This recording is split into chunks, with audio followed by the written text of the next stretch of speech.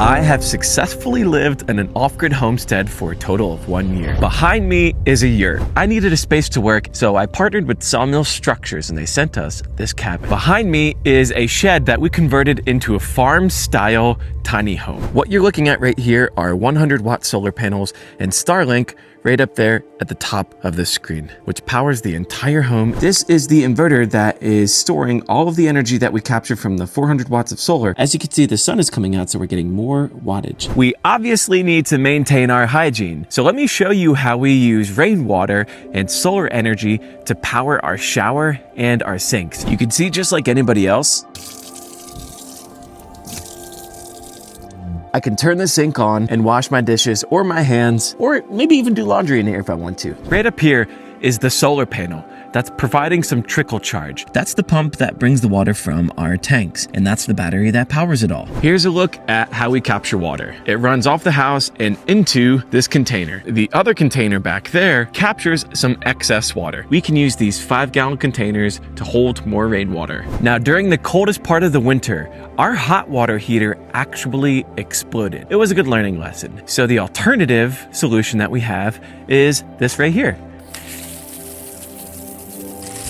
Doesn't that water get cold? And the answer is yes, the water does get cold. Outside we have 3 30-pound tanks powering a 25,000 BTU heater. This is the 25,000 BTU heater. What do we cook with? My favorite option is the propane. You just open it up, put your tea on, grab your matches, turn on the propane, and you're good to go. This is the view that we get to wake up to. That's pretty self-explanatory. That's called a mailbox. These are one of the many cameras that we have stashed around the property so we can monitor our wildlife. The 2 barrels you're looking at right now are actually our trash barrels, and for $30 a month, we have a trash guy come by, pick them up, and take it to the dump. Every morning, I like to start my days by coming out here in peace and silence and prayer, looking at this view, thanking God for yet another day that I'm alive. Living off-grid is kind of the same thing as living on-grid. And if you're wondering what it's like to be a mom living off-grid,